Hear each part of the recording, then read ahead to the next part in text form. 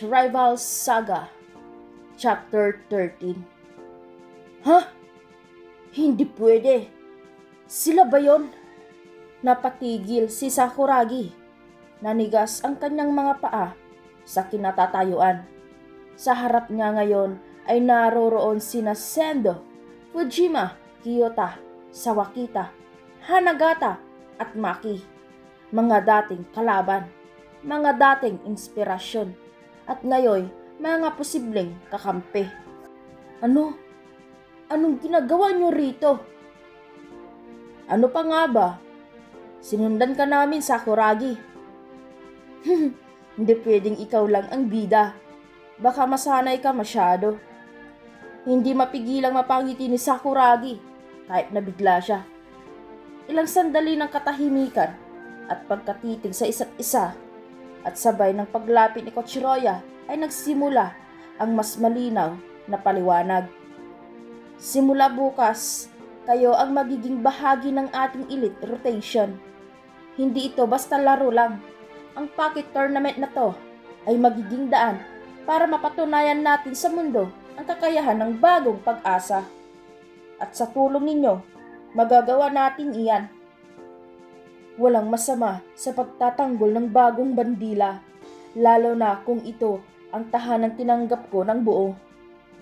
Tahimik si Sakuragi, ngunit sa loob-loob niya ay dama ang init ng paggalang at pagsuporta. Hindi niya inaasang susundan siya ng mga ito, lalo na't lahat sila ay may kanya-kanyang karera sa Japan. Pero sa mga mata ng mga kasama niya ngayon, iisa lang ang malinaw. Hindi lang siya ang pumili magsimulang muli. Habang nagsisimula na ang maikling group warm-up, lumapit si Sendo kay Sakuragi. Hindi ka na nag-iisa. At sa unang pagkakataon, mula nang siya'y iba ng Japan, muling naramdaman ni Sakuragi na may mga taong naniniwala sa kanya. At ang laban ay magsisimula pa lamang. At sa kalagitnaan ng matinding ensayo ni Sakuragi at ng mga bagong dating na sina Maki, Hanagata, Fujima, Sendo, Kiyota at Sawakita, unti-unting napuno ang buong gym ng enerhiya at ingay. Ang bola ay sunod-sunod na tumatama sa sahig, mga hiyawan ng pagbati, at ang mabilisang pagpas at pag-atake ay nagsilbing musika sa lugar. Ngunit ang pinaka-panabik sa mga oras na iyon ay ang sunod-sunod na pagdating ng mga opisyal na miyembro ng Bagong Pag-asa, Pilipinas. Isa-isa silang pumasok sa loob ng gym, suot ang bagong practice jersey na may kasamang bandila ng Pilipinas sa dibdib. Nagbigay galang muna sila sa mga coaches at agad lumapit upang makisali sa training session. Panahon na para kumplituhin ang lineup.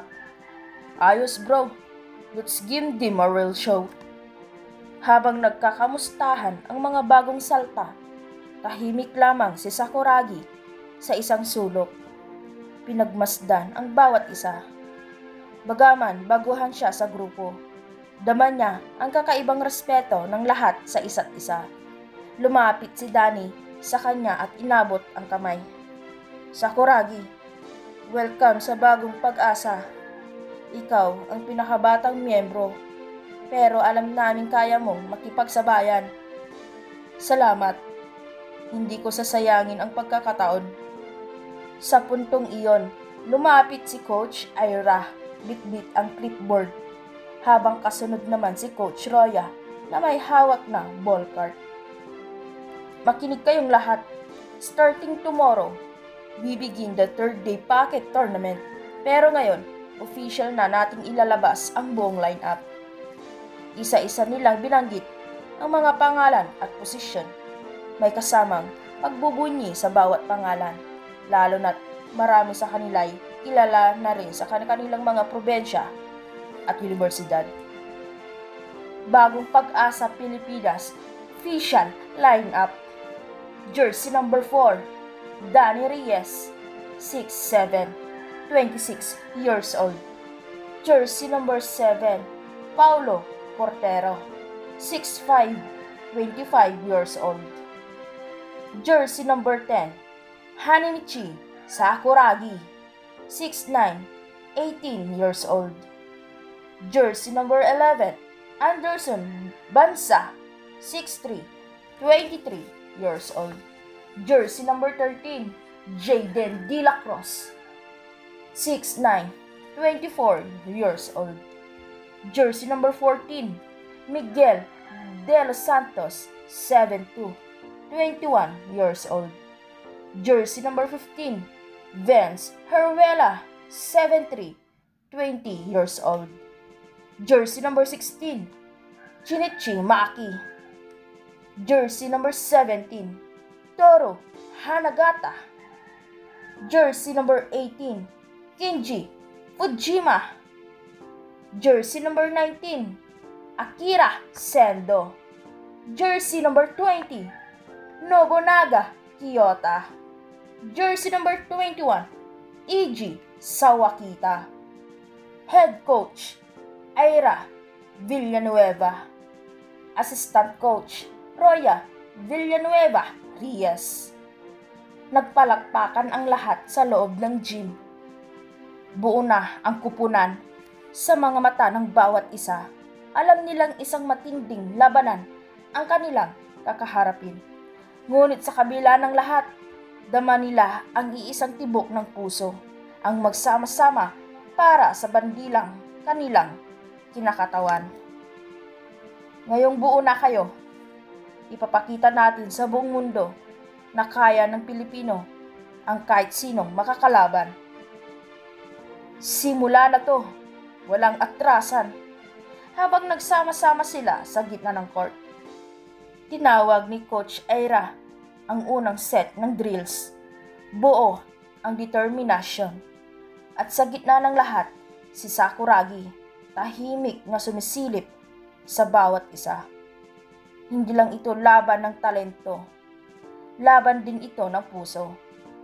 Matapos ang halos 2 oras na matinding training, ibinaba na ni Coach Aira at Coach Roya ang hudyat ng pagtatapos ng session. Pawis na pawis ang bawat isa, ngunit dama ang kasiyahan sa naging unang araw ng pagsasanay na buo ang team. Lumapit ang ilang assistant ng nayon ng mga antigerong albularyo upang iatid ang 6 na bagong dating sina Maki, Hanagata, Fujima, Sendo, Kiyota at Sawakita sa kanilang mga nakatalagang silid. Kami na po ang bahala sa gamit ninyo. Magpahinga na po muna kayo para bukas. Isa-isang tumango ang 6, nagpapasalamat habang nililibot ng tingin ang modernong pasilidad ng nayon. Tahimik lamang si Sendo, ngunit hindi maikakaila ang excitement sa mga mata niya. Samantalang si Sawakita ay parang iniisip pa rin ang laro kanina. Hindi ko akalain ganito ka-advance dito sa Pilipinas. Parang training facility ng mga national teams sa Japan. Hindi lang advance, may puso rin ang mga tao rito.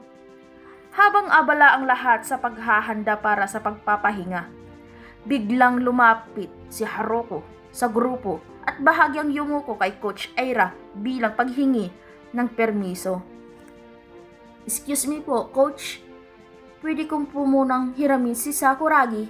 Sandali lang po. Walang problema. Sakuragi, go ahead. Pero bukas, agahan mo ha. Alam mo na, first match. Tumango si Sakuragi, sabay punas ng pawis gamit ang tuwalya. Nilapitan niya si Haruko nang ngumiti ng bahagya habang tinitignan ang basang buhok ng binata. Guys, please like and comment naman dyan mga guys. At dito na nga nagtatapos ang ating kwento. Abangan na lang natin ang susunod na video na ating i-upload. Maraming salamat po.